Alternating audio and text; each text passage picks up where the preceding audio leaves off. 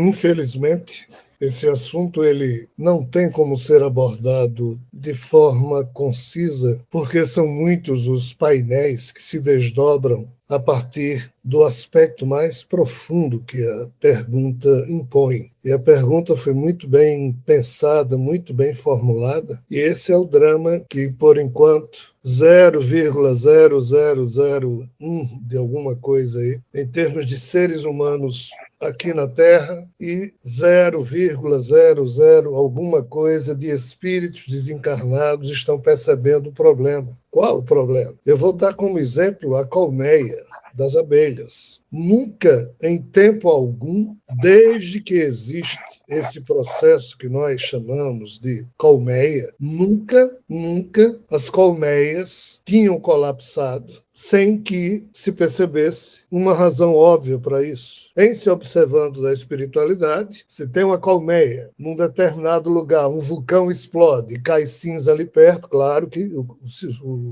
a colmeia vai colapsar, as abelhas vão morrer. Mas, no ano de 2007, pela primeira vez, as colmeias começaram a colapsar sem razão lógica. Como as colmeias são muito importantes na apicultura mundial, os apicultores, os grandes produtores de alimentos, enfim, os agropecuaristas do mundo inteiro, gastaram fortunas para tentar entender o que estava havendo, já que as abelhas são extremamente importantes no processo de polinização de diversos segmentos da agricultura mundial, e simplesmente ninguém encontrou nenhuma razão, e até hoje ninguém sabe. Mas os cientistas tinham que dizer alguma coisa e disseram em 2014, foi estresse extremo. Ou seja, as colmeias começaram a colapsar devido a estresse extremo. Que diabos é estresse extremo? É um conjunto de estresse que o sistema vai absorvendo até que chega num ponto extremo em que ele colapsa. Mas qual é o detalhe? As colmeias não demonstravam estar sendo afetadas ou infectadas por algo que iria levá-las ao final.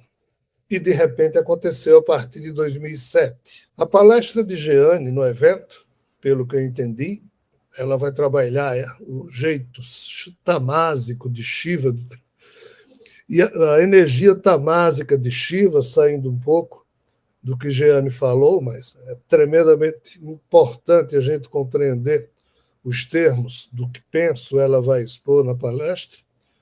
Mas a energia tamásica de Shiva é exatamente a que responde pelo estresse extremo dos sistemas e, no sentido entrópico, ele determina o final das coisas. E, nesse sentido, as colmeias colapsaram e continuam a colapsar até hoje, ano 2023, e ninguém sabe como evitar.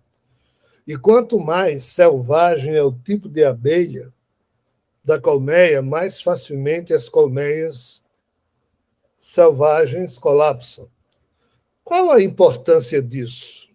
Torno a dizer, isso nunca tinha acontecido.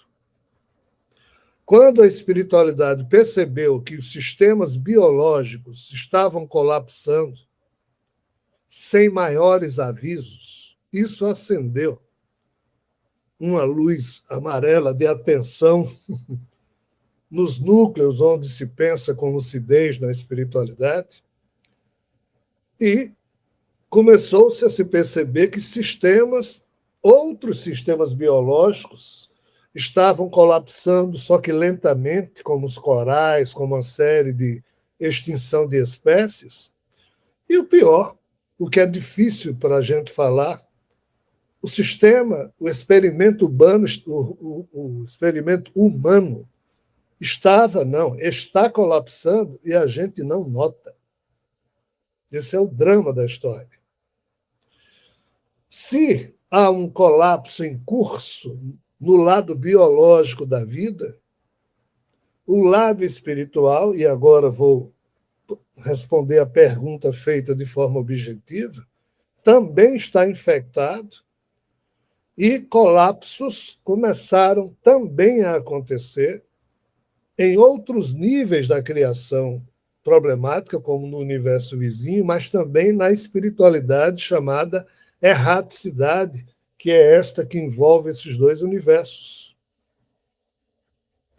E a pergunta feita é: colapsou por quê? Que tipo de ser humano deve existir para evitar o colapso na espiritualidade? E o que é que uma coisa tem a ver com a outra? O problema é que os espíritos que nos animam, eles apropriam os protocolos mentais que o ego de cada um de nós, quando na vida biológica produz o seu modo de ser, o espírito é exatamente o resultado daquilo. Mas se todos nós nos imbecilizamos, se alguém aqui na Terra aprende só a jogar pedras em tudo que encontra pela frente, sai criticando tudo que encontra pela frente, e não aprende a produzir, o espírito desse alguém vai ser também um eu espiritual que só sabe criticar, que só sabe desunir, desagregar e não contribui com bulhufas em canto algum.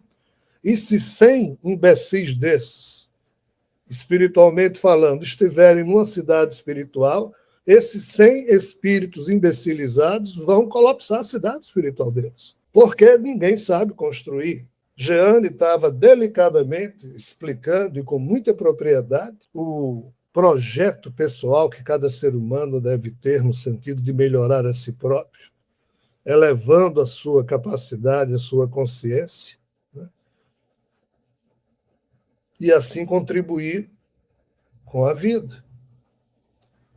Isso pode parecer discurso trivial, mas esse é o discurso mais sério que existe.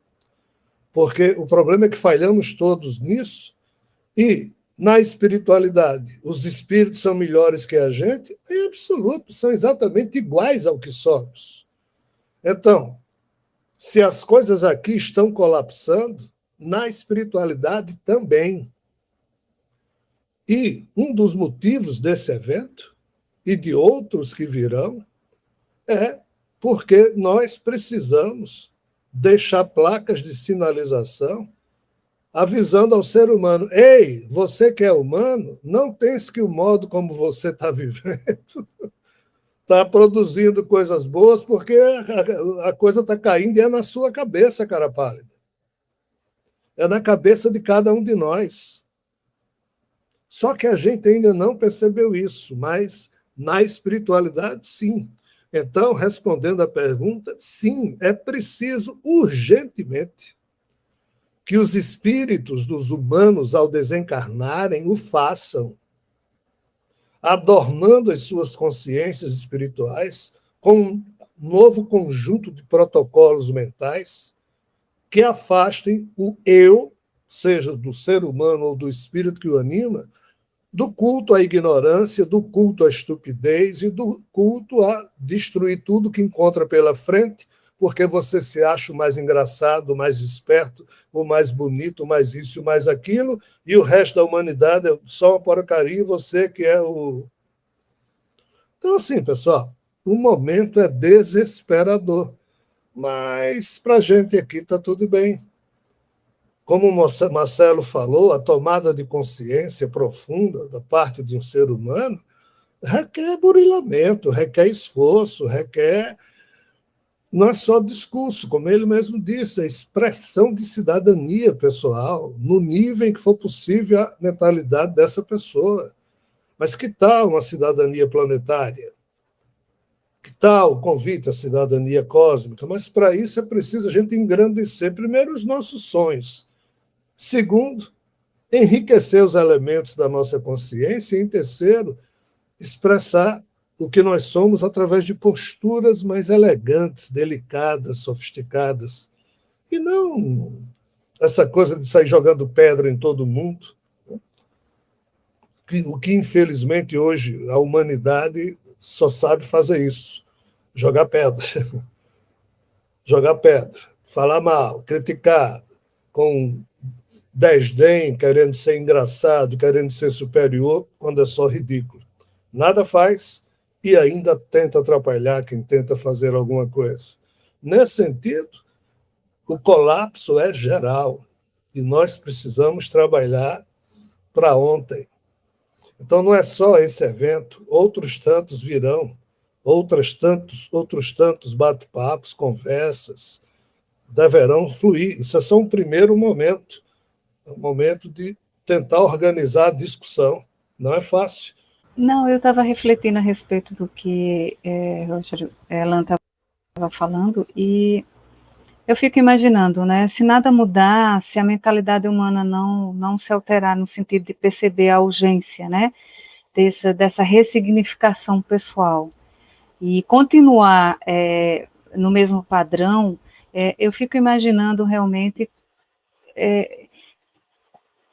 para o tipo de mente para o tipo de cérebro, né, que a gente está produzindo de forma, eu digo, de corpos físicos, né, e que esses novos espíritos vão se deparar no sentido da encarnar nesses corpos, ou seja, não existe nenhum novo protocolo, nenhum novo mecanismo, mesmo que seja a nível de DNA melhorado, a nível de um cérebro mais capacitado no sentido de autoavaliação, né, de ressignificação da realidade de si mesmo. Então, se nada for alterado a nível, eu falo até mesmo a nível de DNA, de percepção, de protocolo mental, se nada disso acontecer, a mesmice vai continuar, né? Então, certamente o que aconteceu com as colmeias, eu penso assim de forma bem negativa, que o ser humano também vai se deparar com a mesma situação. Talvez até mesmo da gente não conseguir ir adiante enquanto espécie, né? Já que a gente alcançou uma melhora significativa, né? Porque se você observar como os seres humanos se portavam no passado, na idade medieval, a violência era a moeda, né, que existia entre os seres humanos. Matar era algo muito simples. Não existia ética, não existia ali nenhum sentido de dignificar a vida humana, a existência humana. Então, viver, morrer, era só ali alguém decidir se ia lhe matar ou não. Então, assim, a espécie humana evoluiu, chegou num patamar onde a gente está conseguindo ter um senso ético, de ter um comportamento melhor, de um respeito ao outro, desenvolveu a empatia, desenvolveu a compaixão. Então, tem uma série de sentimentos e comportamentos humanos que dignificou a existência humana enquanto espécie. Mas a questão que eu acho que cabe ser colocada e merece uma reflexão e a partir de agora? A gente chegou aqui, alcançou, né, esse ponto que Elan já colocou e que Marcelo já bem colocou também. Então, e o que a gente vai fazer com isso, né, enquanto espécie, né, enquanto humanidade, né? O que vai acontecer com a humanidade daqui para frente, né? A gente vai se tornar seres melhores, mais dignos, com mais empatia, com mais compaixão, com mais respeito pelo outro, ou a gente está se brutalizando enquanto espécie, né? Então, a questão que eu acho que a gente tem que enquanto ser humano inserido dentro da humanidade, é refletir qual é o futuro que a gente vai se deparar, ou qual é o futuro que os nossos filhos, os nossos netos vão se deparar daqui para frente, né? O que a gente está construindo enquanto mundo? Qual é a construção que a espécie humana vai deixar para essa nova geração que está vindo? Porque muito me preocupa o que vai acontecer com meus filhos e com meus netos. Então, se a brutalidade, a brutalização, né, no linguajar, no pensar e no agir permanecer, então, qual é a humanidade que vai existir no futuro, né? Será que a gente vai deixar, será que a gente vai ter que voltar novamente para a idade medieval, a idade das trevas, como foi conhecida, né? Onde a vida humana não valia nada? Será que a gente vai voltar para esse ponto, Marcelo? Será que nós vamos retornar para esse ponto? Ou não? Ou a gente vai entrar no novo patamar, onde a gente vai ter nova, né? O ser humano vai estar no outro patamar, onde ele vai alcançar eu não digo nem o autocondomínio, mas vai conseguir se gerir enquanto ser humano, né? No se despertar, como foi colocado em si mesmo, empatia, compaixão, dignidade, respeito, né? Consigo e com o próximo. Será que esse é o ser humano que a gente vai ter no futuro? E não sou eu que estou dizendo isso, importância nenhuma. O que eu falo, um risco na água é basicamente a mesma coisa. Também não é a ciência só, é um conjunto de cientistas que representam uma amplitude da ciência materialista, é um conjunto de cientistas que foi além e conseguiu formular a resposta a essa pergunta, e hoje eles afirmam com absoluta tranquilidade que sim, o ser humano pode fazer de si mesmo o que ele desejar. E nós temos, na condição biológica, associada ao uso lúcido da capacidade consciencial mental de cada um de nós, quando nós unimos a atitude cerebral, que é eletricidade pura, o conjunto de emanações emocionais que saem do nosso cérebro cardíaco, porque nós temos 2 cérebros, esse aqui e com 40 mil células aqui no coração, que é pura expressão magnética, quando o aspecto elétrico e magnético são unidos pelo eu operacionalmente ativo de um ser humano, eu, esse associado ao eu do espírito que o anima, quando essa força se alinha, o ser humano, através do mecanismo do seu próprio jogo bioquímico estabelecido na sua condição física, ele pode promover todas as modificações no seu código genômico, nas suas glândulas, e o que o ser humano poderá ser daqui a um tempo, caso nós sobrevivamos, é simplesmente um tipo de ser humano impensável para nós hoje. Não tem nem como nós pensarmos nesse tipo de ser humano. Nós não podemos continuar a achar, e infelizmente toda a humanidade acha, que ser um ser humano é isso que nós temos sido. E não é. O que nós temos sido é um tipo de ser humano que foi, entre aspas, infectado pela mediocridade de como se pode fazer mau uso de religiões, de como se pode fazer mau uso da crença de seres humanos ingênuos. Esse tipo de ser humano que aí está, ele é cego, ele é desmemoriado, ele é cheio de síndromes no seu psiquismo que lhe impede de ir adiante, ele estaciona fácil. Só que nós, humanos, podemos sim, por meio da nossa vontade de um projeto pessoal, torno a dizer, desde que unifiquemos a nossa pulsação pessoal, através do que é emanado pela nossa força mental, junto com a força emocional, e se isso for digno, e se isso for harmônico, nós, humanos, podemos tudo. Sim, nós temos como modificar a nós mesmos. Para concluir, há um experimento do Dr. Joe Dispenza. Não sei se vocês que nos assistem se recordam que nos anos 90 surgiu um filme, em inglês é What the Bleep Do We Know? Em português, a tradução ficou Quem Somos Nós?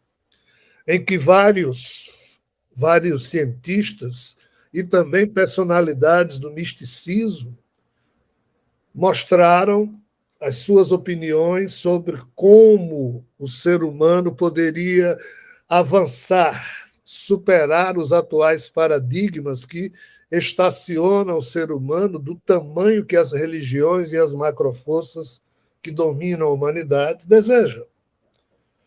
E um desses cientistas que ali apareceu é o Dr. Joe Dispenza. O Dr. Joe Dispenza Ano passado, 2022, ele fez uma experiência que se chama Os Novos Meditadores.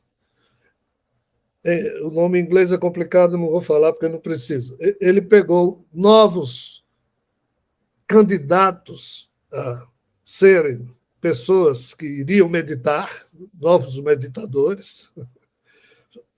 E assim, ele fez o exame de sangue, exame clínico em todos os participantes do evento, salvo engano, foram perto de 70.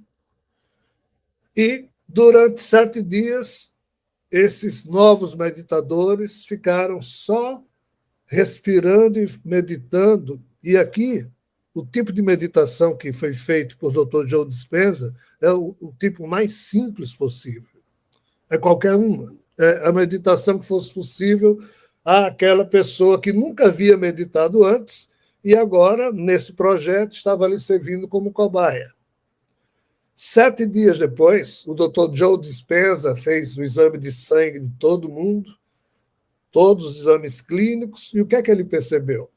Que todas as pessoas, 100% dos novos meditadores, ou seja, das pessoas que nunca haviam meditado e meditaram de alguma forma durante aqueles 7 dias, todos eles estavam com novos peptídeos, com novos agentes químicos, com novos hormônios no organismo. E qual o detalhe? Todos eles foram vigiados, eles foram isolados, então eles não tinham como tomar remédio, como sair para comprar isso ou aquilo.